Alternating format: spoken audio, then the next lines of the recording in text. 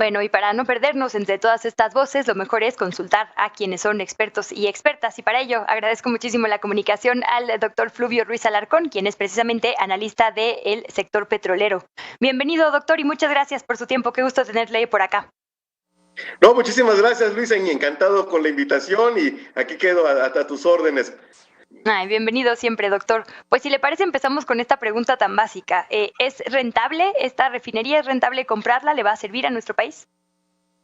Sí, sin duda, escuchaba yo las referencias del Partido Acción Nacional, el comentario, pero habría que decir que en el año 2019 esta refinería estuvo parada por un mantenimiento mayor, es decir, ahora sí que se puso a punto y el año pasado no hay refinería en el mundo que haya obtenido ingresos debido a la crisis de la pandemia, ¿no? Entonces fueron años singulares, pero en general ha sido una empresa rentable. De hecho, habría que decir que en buena medida estos 600 millones de dólares pues ya están pagados con los algunos miles de millones de dólares que le ha redituado a Petróleos Mexicanos esta refinería desde 1993 que Pemex la opera en sociedad con Shell, ¿no? Creo que sin duda en ese sentido es una inversión importante porque recordemos que a diferencia de lo que ocurre generalmente en México, donde siempre ha habido una tendencia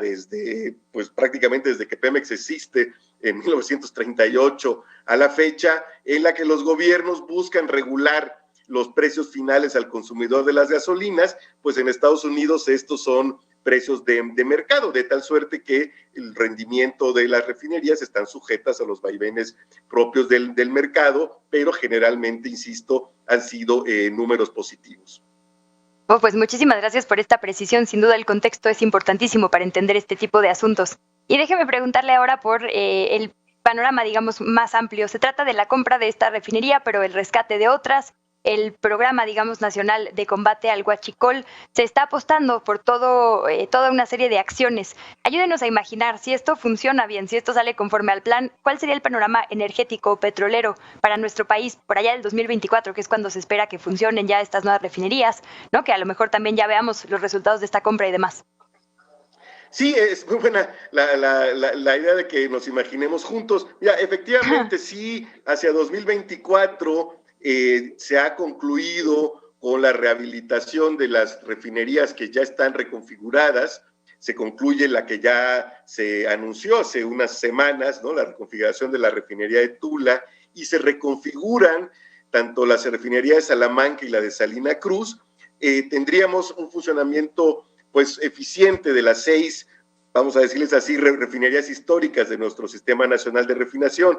¿Por qué son importantes las reconfiguraciones y por qué no hay que confundirlas con las rehabilitaciones? La rehabilitación de una refinería es estrictamente ponerla en un buen funcionamiento conforme a su diseño. La reconfiguración implica un tren adicional de refinería, una segunda pasada, digamos coloquialmente, que está destinada a generar una mayor proporción de gasolinas y turbocinas y prácticamente a desaparecer, de hecho se puede hacer la producción de combustóleo. Entonces, por eso es importante hacer la reconfiguración tanto en Salamanca como en Salina Cruz, porque el combustóleo pues es un combustible que ha entrado en desuso, aunque requeriremos alguna pequeña cantidad para las plantas de CFE que siguen funcionando a partir de este combustible. Después estaría en función ya Dos Bocas y tendría Pemex el 100% de Deer Park. De esta manera, Pemex tendría, México tendría como país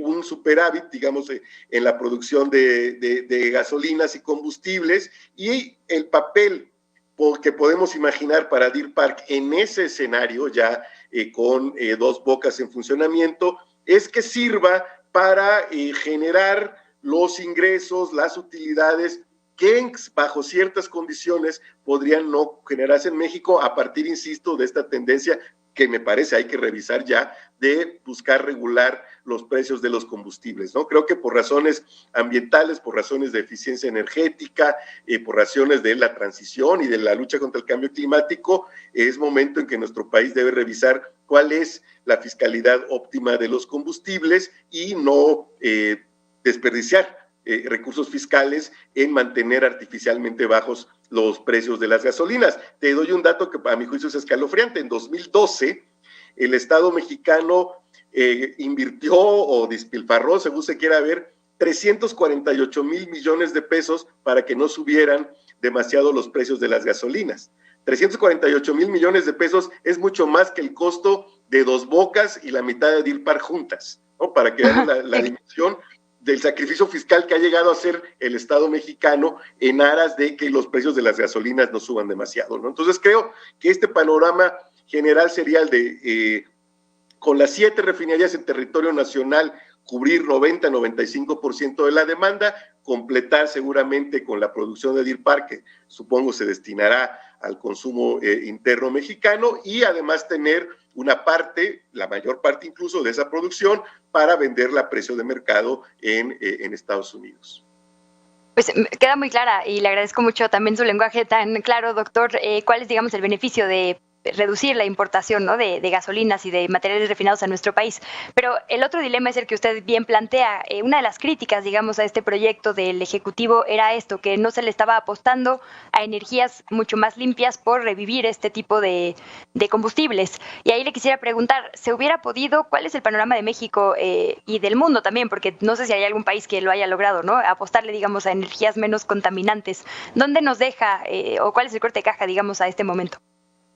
Bueno, me parece que ya es momento, en efecto, hay que decirlo, se ha priorizado, lo cual no quiere decir que se haya abandonado lo otro, pero sí se ha priorizado conseguir la garantía en el suministro de combustibles fósiles automotrices en nuestro país. Me parece que con estos proyectos esa parte, digamos, está en rumbo, ¿no? Y sí sería momento de una política de transición energética mucho más agresiva. También hay que decir que debemos situar las cosas en su justa dimensión. A veces escucho afirmaciones de que somos pues un país con una matriz energética excesivamente contaminante. La verdad es que nuestra matriz energética es mucho menos contaminante que la matriz energética promedio del mundo y mucho menos contaminante, por ejemplo, que la de los Estados Unidos de América, donde el 24% de su matriz utiliza carbón como fuente primaria, ¿no? El carbón, recordemos, era todavía a inicios de este siglo XXI la principal fuente de energía primaria de la matriz energética de Estados Unidos, hasta la irrupción del llamado gas de lutitas, que hizo que el gas se colocara en primer lugar. Esto no nos debe, nosotros en México la generación eléctrica depende en 10% de carbón y en 4% de combustóleo. Es decir, estamos lejos de que esas dos fuentes altamente contaminantes sean las más importantes, ¿no? La más importante es, por supuesto, el gas natural, que es menos contaminante, no es limpio, ¿no? Pero eso no nos debe hacer olvidar que por razones de supervivencia tenemos que acelerar los procesos de transición energética que inevitablemente nos deben llevar a cambiar tanto los sistemas de producción como los patrones de consumo, y de ahí mi insistencia en que se revise la fiscalidad de los combustibles, porque me parece que se debe utilizar para motivar y para financiar el transporte público. Por ejemplo, te doy un ejemplo muy sencillo aquí para quienes habitamos en la Ciudad de México. Si hubiera un impuesto ambiental de 50 centavos por litro de gasolina consumido, que te encarece el tanque a 20, 25 pesos semanales, este impuesto daría una recaudación del orden de 4,000 millones de pesos que perfectamente servirían o podrían servir para dar mantenimiento y ampliar el metro, por ejemplo, ¿no? Que es sin duda el sistema más eficiente, y creo que si se utilizara con transparencia y se le dijera a la gente para qué, a los pobladores, ¿no?, a los automovilistas de la área metropolitana, para qué serviría, yo estoy seguro que una gran mayoría aceptaríamos este uso, ¿no? Porque sin duda, como decía el doctor Mario Molina, que en paz descanse, si no cambiamos los patrones de consumo, pues primero nos vamos a acabar la atmósfera y después las reservas petroleras. No, y además es una forma también de cierta manera, ¿no?, de combate a la desigualdad, que es una de las grandes pláticas que nos ha dejado esta pandemia. Doctor, tenemos que ir a una pausa, pero le agradezco muchísimo su tiempo, insisto, la claridad con que nos explica. Ojalá podamos mantener conversaciones. Un placer tenerle por acá en este espacio.